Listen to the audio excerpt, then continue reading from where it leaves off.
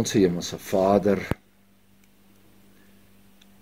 wonderlik die dae wat U aan ons skenk, gesondheid en lewe, U liefdevolle versorging en U oneindige geduld. Ons dank U vir die werk van die Heilige Gees in ons lewens. Ons dank U vir die wonderlike voorreg om ook hier in die middel van die week rondom die woord van U Seun Jesus Christus by mekaar te kom, dit te ondersoek en te bepeins. Ons dank U daarvoor. Ons dank U dat U ons tot stilstand bring, dat U in die wonderlike genade ook alles wat skeiding maak tussen ons en U, dat U dit verwyder het.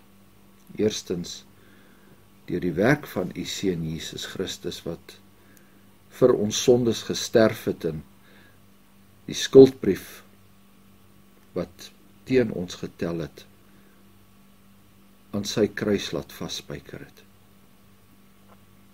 Ons dank U dat deur sy Gees daar elke dag in ons gewerk word en dat ons op 'n pad van heiligmaking geplaas word. Ons dank U ook, Hemelse Vader, dat U ons in 'n geloofsgemeenskap geplaas het en dat ons ook op die manier tot seën kan wees vir ander. Ons bid dan dat genade wat ons ervaar vandag, dat dit uiteindelik sal uitkom by almal wat vir ons lief en dierbaar is. Dat hulle ook sal groei in die geloof en groei in dankbaarheid, groei in kennis, groei in blydskap en vreugde vir dit wat ons Here vir ons gedoen het. Amen. Goed, ons begin vandag met Lukas 4.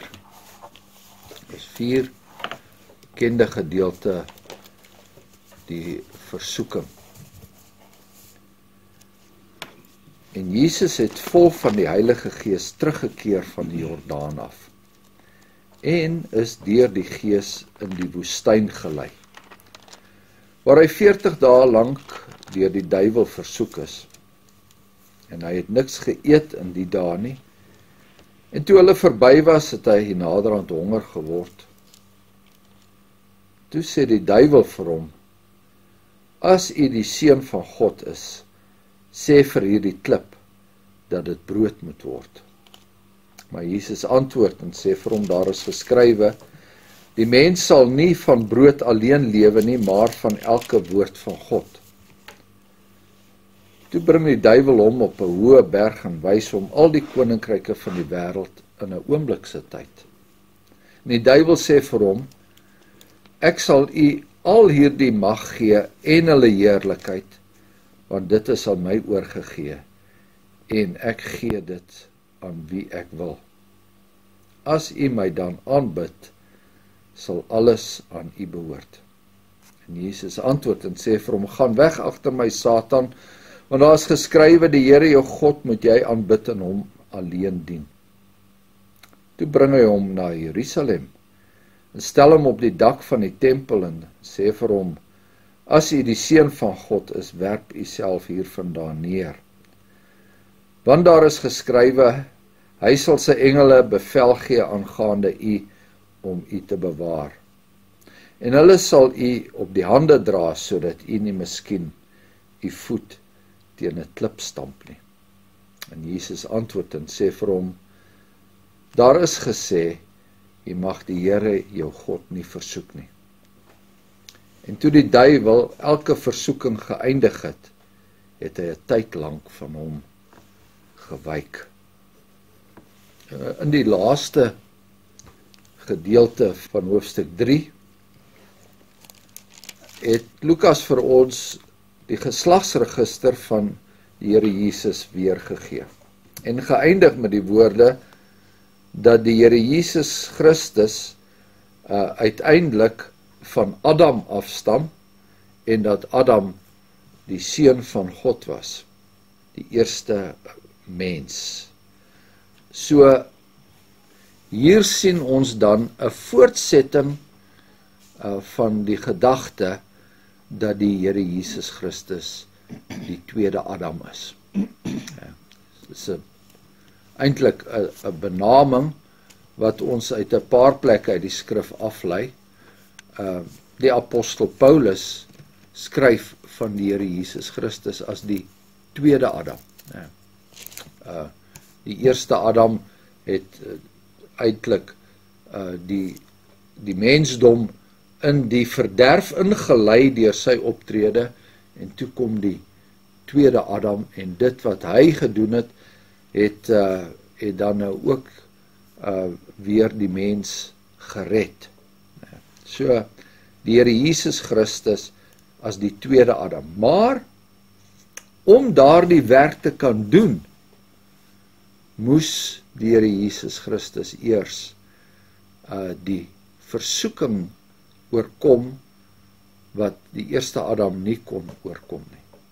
Die Here Jesus Christus moes soos die eerste Adam versoek word om te wys dat hy inderdaad geskik sal wees om hierdie werk te doen. Die Heidelbergse Katekisme stel dit baie, baie duidelik.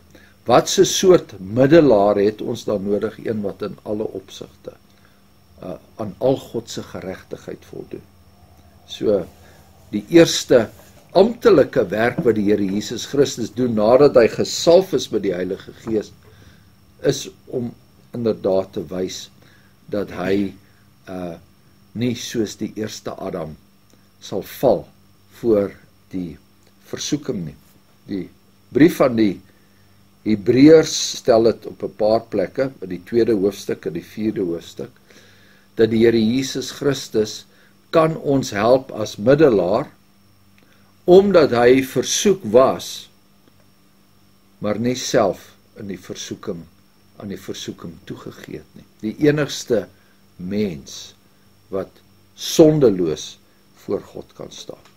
Maar om daardie kwalifikasie te kry, moes hy as dit ware deur die duiwel ook versoek word. Hy was deur die mense ook versoek, hy was deur alles wat ons ervaar, was hy versoek gewees.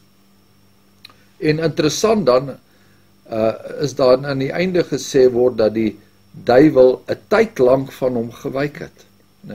So mens kry die idee dat deurgaans in sy bediening was die duiwel maar daar rond. Die duiwel was maar daar rond, en hy sê mos ook op 'n stadium vir Petrus, daar by die in Caesarea Philippi, toe Petrus by hom kom en sê, hy sal nie toelaat dat die Here Jesus Christus daardie verskriklike lyding deurgaan nie, dan sê Petrus, hy sal dit nie toelaat nie, en dan sê die Here Jesus, gaan weg agter my Satan.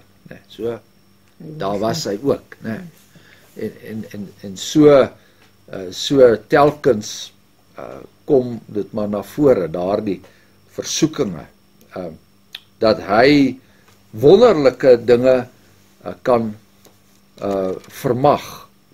In Johannes 5 lees ons dat die Here Jesus Christus na die spysiging van die 5000, want dit was baie meer as dit, was die volk gereed om hom koning te maak. Hulle wou hom net na Jerusalem toe vat en hom koning maak. En die Here Jesus Christus het ook nie voor daardie versoeking geval. Alles duiwelswerk om hom op dieselfde vlak te kry as die mense. En hier sien ons daardie versoeking. Maar wat nou interessant is om te sien is dat hierdie dinge gebeur onder, ek wil sê, onder aandrywing van die Heilige Gees. Die Heilige Gees beskik hierdie situasie, en die Heilige Gees weet dat hy die duiwel sal kom om hom daar te versoek. Die parallelle gedeelte in Markus sê dat die Heilige Gees het hom in die woestyn ingedryf. Dis 'n baie sterk woord. Die Heilige Gees het hom in die woestyn ingedryf. Hier staan dat hy is in die Heilige Gees gelei of deur die Gees in die woestyn gelei. So die Heilige Gees laat hierdie dinge gebeur, want dit is noodsaaklik vir die vervulling van God se heilsplan vir die mens in die wêreld. Dit moet gebeur. Dis deel van die lyding wat God se seun moes ervaar. Terwille van ons sy hele lewe lank, daardie ter helle neergedaal of neergedaal in die hel, wat ook deur die katekismus verklaar word, sy hele lewe lank, maar dan natuurlik veral aan die kruis, en daar was ook talle versoekinge. Nou, die woestyn. Die eerste Adam is in die paradys versoek, onder die mees ideale omstandighede. Die eerste Adam het die wonderlikste omgewing gehad. Die wonderlikste vrou wat die Here so pas vir hom gegee het. Soos kyk dat daai loflied op Adam se lippe nadat hy die Here vir hom Eva gegee het. Alle, en hy wandel met die Here in die aandwind in die tuin. Dit is volmaak, perfek. Wat meer kan jy vra? Onder daai omstandighede laat hy toe dat sy eie hoogmoed en die verleiding van die duiwel hom eintlik in die ellende dompel. Eintlik in die woestyn. So, as die Here hier kom in die woestyn, dan is dit die simbool eintlik van waar die mens beland het. Hy het weg van God se genade, het hy in die woestyn geland, en dit is as gevolg van die eerste Adam. Dis die mens se toestand, dorings en distels. Jy sal met die sweet van jou aangesig, sal jy jou brood verdien. Dis 'n woestyn bestaan, daardie eerste paradys, daardie Eden, dis nie meer, die mens word nie meer daar toegelaat. So, hy gaan na daar waar die mens nou is, in die woestyn. Dis nou by wyse van spreke, maar daar is nog iets meer aan verbonde, en dit is, dat selfs in die tyd toe die Here die volk uit Egipte laat uitgelei het, toe was hulle ook in die woestyn, 40 jaar lang. En die Here het hulle daar wonderlik onderhou. So selfs in hierdie woestyn bestaan, het ons nie nodig om toe te gee aan die versoekinge van die duiwel. Het ons nie nodig om toe te gee in wanhoop dat daar nie vir ons gesorg sal word nie, of dat die Here nie goed is nie, want kyk dis hoe die duiwel vir Adam en Eva verlei het vir hom, vir hulle gesê, die Here gee nie eintlik om vir jou nie, hy wil nie hê jy moet soos hy wees nie, en hy weerhou van jou sy genade en sy goedertierenheid eintlik, en nou hier in die woestyn, die Here weerhou nie sy genade en sy goedheid onder geen omstandighede nie. In Psalm 78, daar word die geskiedenis van Israel en hulle verhouding met die Here baie goed uiteengesit, en dan op 'n stadium sê hulle het die Here versoek in die woestyn deur te vra, kan hy 'n tafel dek in die woestyn? Dis wat Psalm 78 sê. Die volk het die Here gevra, ek wonder of die Here 'n tafel kan dek. Nou weet ons telkens in die woestyn, die water was baie keer bitter, daar was nie vleis nie, daar was nie altyd brood nie, en hulle het vyande rondom hulle gehad. Elke keer as hierdie dinge gebeur, dan is hulle in 'n totale toestand, en hulle kom in opstand teen die Here. So, hierdie seun van God wat vir die volk instaan, moes ook wys dat hy daardie woestynversoekinge kon weerstaan, dit wat die volk Israel die toets van vreeslik gedop het, toe hulle in die woestyn was. Eintlik wat ons ook daagliks in ons omstandighede eintlik die toets gedurig top. Soos wanneer ons bekommerd is oor waar gaan ons geld vandaan kom, of waar sal die Here sorg, en so meer, en so meer, en so meer, en so meer, en dit is so menslik, maar ons as mense is gedurig eintlik besig om God se genade te betwyfel. En dit is wat die duiwel uitbuit. Nee. Hy het naderhand honger geword, so lees ons. Toe sê die duiwel vir hom, soos die volk in die woestyn gesê het in Psalm 78, dat God nie sorg nie.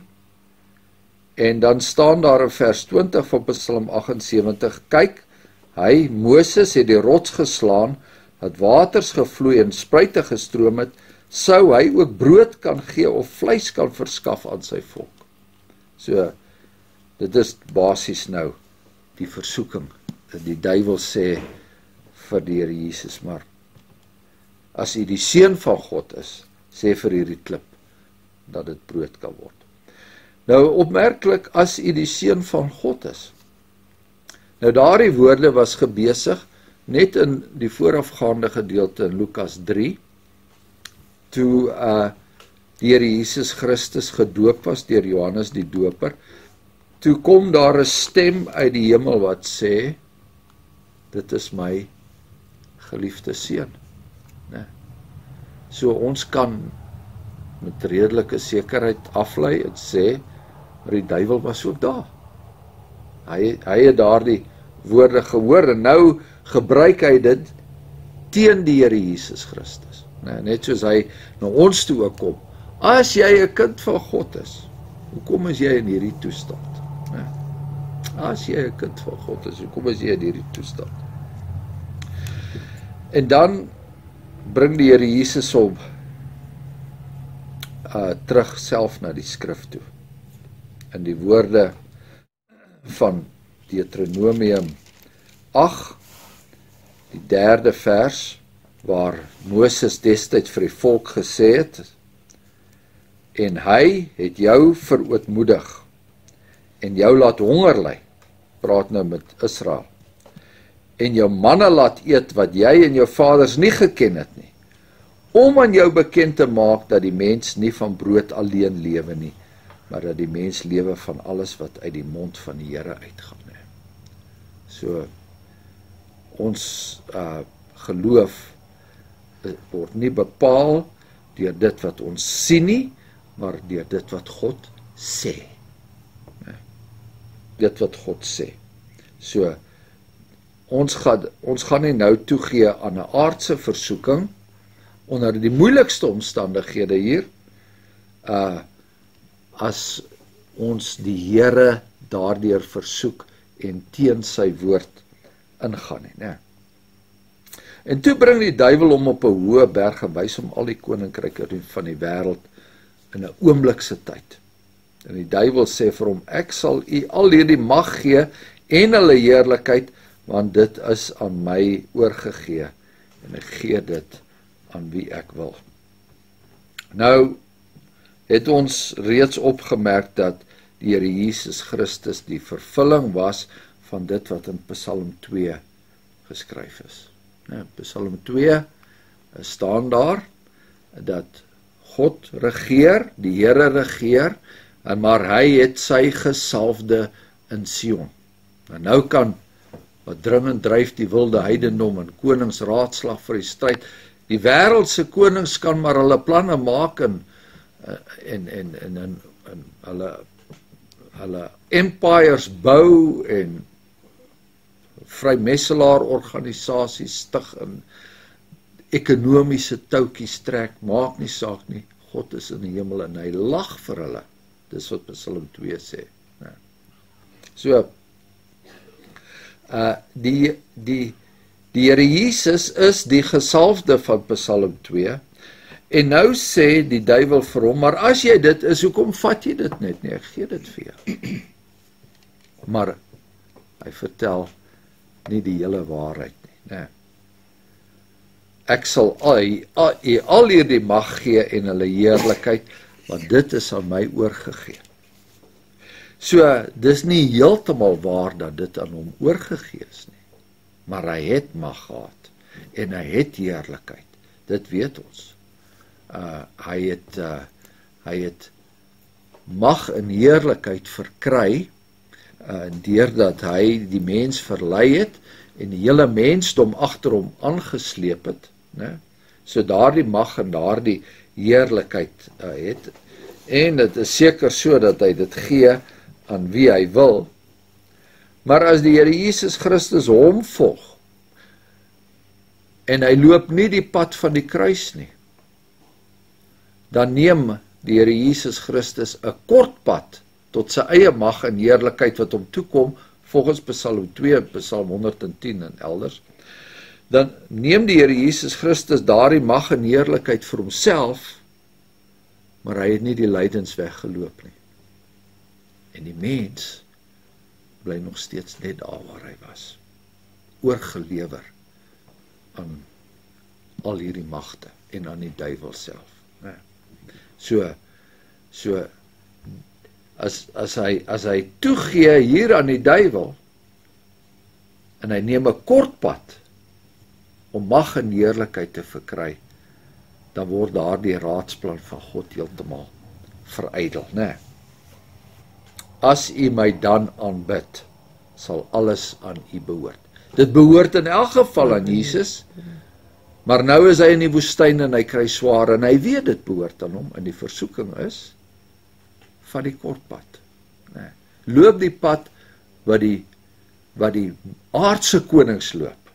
Loop die pad wat die magshebbers van hierdie wêreld loop, deur politiek te bedrywe, of deur militêre mag, of deur leuns, of deur dit, of deur dat, want dit is mos hoe hulle bo kom, hier een trap man op die ander een, en so, en as jy nou hoor hoe klink hulle daar met die Amerikaanse presidentsverkiesing, hoe trap hulle op mekaar om bo uit te kom, dis die pad van die wêreld, né? Dis die pad van die wêreld. Sal alles aan u behoort, né? So, die duiwel bied die Here Jesus 'n kort pad aan na dit wat regmatig syne is. Daar's 'n ander uitweg. Hy hoef nie die pad van lyding te loop. Dis 'n verleidelike weg, en hy kon baie pyn en lyding so vermy het, maar die mensdom sou verlore gewees het op daai oomblik, né? En Jesus antwoord en sê vir hom, gaan weg agter my Satan.